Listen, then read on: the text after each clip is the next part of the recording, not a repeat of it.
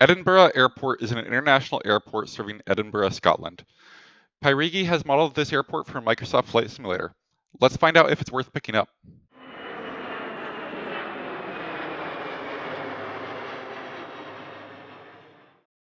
Bottom line, it's a masterpiece. There's just an astounding attention to detail across the whole airport. I have some minor gripes here and there that I'll get into more detail on, but nothing that can't be overlooked. It's not a cheap scenery by any means, as it comes in at about 22 US dollars, but it's worth the buy. Let's talk about why.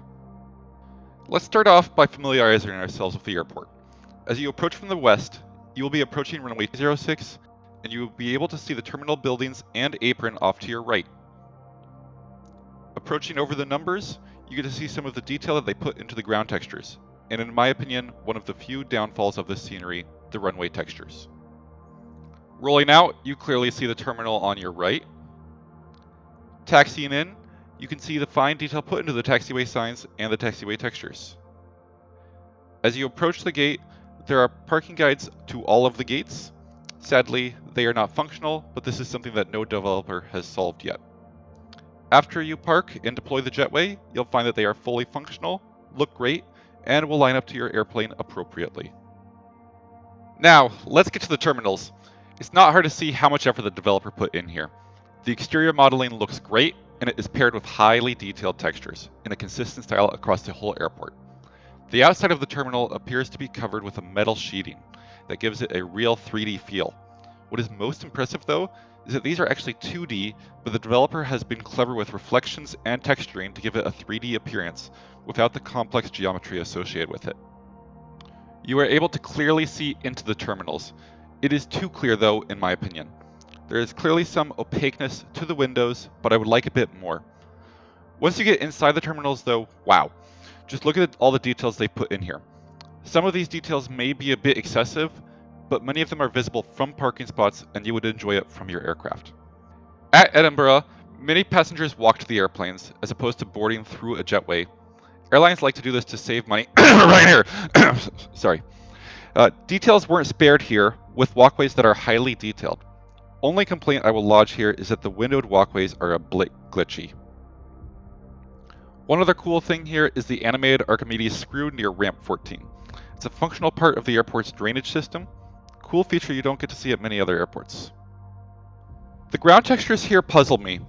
There are some parts of the scenery that wow me, and some parts that make me wonder if the developer just skipped it. The taxiway textures are impeccable.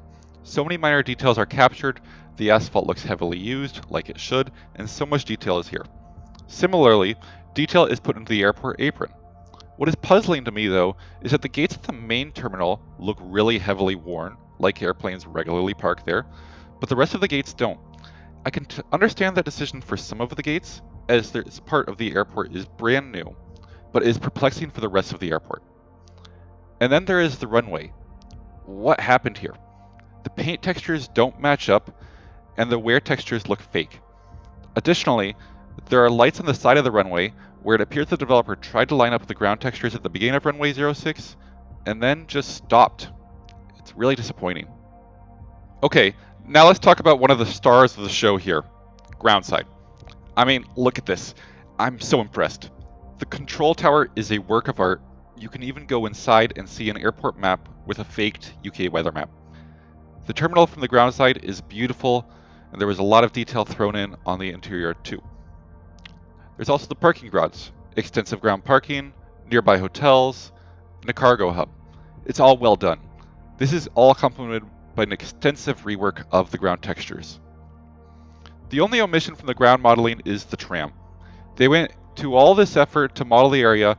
I feel like putting in a moving tram would have really added to the groundside ambiance. The airport looks great at night, there's no other way to say it.